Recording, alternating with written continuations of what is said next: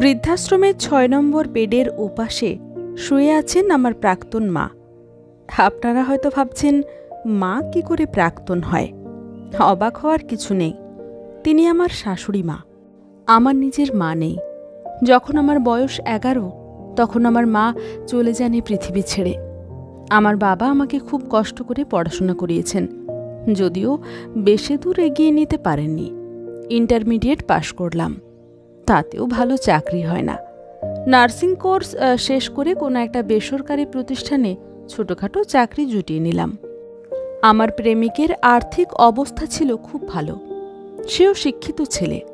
৩ বছর সম্পর্কের পর সে তার বাবা মাকে রাজি করিয়ে আমাকে বিয়ে করল। বিয়ের কয়েক মাস পর থেকেই শুরু হলো নানান ঝামেলা।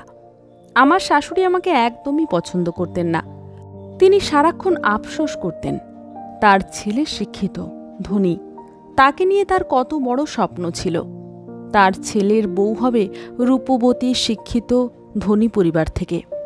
আর আমাকে বিয়ে করার কারণে তার সব স্বপ্ন ভেঙে গেল। আমার মা না থাকায় আমি শাশুড়িকে মায়ের মতো ভালোবাসা দিতে চেয়েছিলাম, তার শূন্যতা পূরণ করতে চেয়েছিলাম, কিন্তু পারলাম না। আমার স্বামীও শেষমেশ মায়ের কথায় প্রভাবিত হয়ে আমাকে তালাক দিল।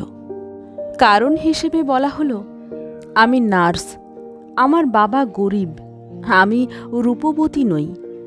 আমাদের বিবাহ বিচ্ছেদের ৩ মাস পর তিনি তার ছেলেকে দ্বিতীয়বার বিয়ে করালেন।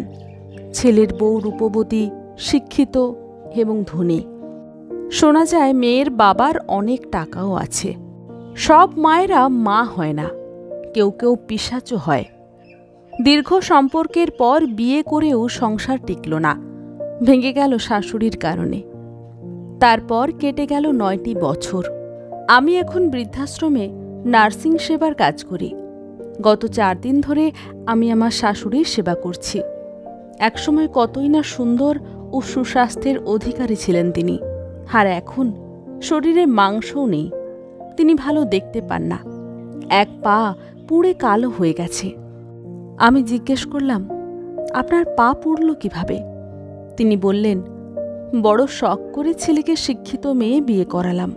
সেই বউই আমার পা পুড়িয়ে দিয়েছে, কারণ আমি ঠান্ডা জলে অজু করতে চেয়েছিলাম। ছেলের বউয়ের কথায় প্রভাবিত হয়ে ছেলে আমাকে বৃদ্ধাশ্রমে রেখে গেছে। কথাগুলো বলতে বলতে তার চোখে জল চলে এলো। আজ তিনি একা, পাশে নেই ছেলে, নেই ছেলের শিক্ষিত বউ। তিনি আমাকে বললেন, তোমাকে খুব চেনা চেনা লাগছে। তোমার নাম কি মা? তোমার বাবা কি করেন? আমি তখন তাকে উত্তর দিইনি। এখন গিয়ে বলবো, আপনি আমাকে খুব ভালো করেই চেনেন। যে বউটা আপনাকে আজ বৃদ্ধাশ্রমে রেখে গেছে, যে ঘর থেকে বের করে দিয়েছে, সেই বউকে ঘরে আনার জন্য একদিন আপনি যার ঘর ভেঙেছেন, আমি সেই মেয়ে। যে মেয়েটার নার্সিং কাজকে আপনি নিম্নমানের বলে অপমান করতেন, সেই নার্সিং সেবা পেয়ে আজ আপনি সুস্থ। আমি সেই মেয়ে।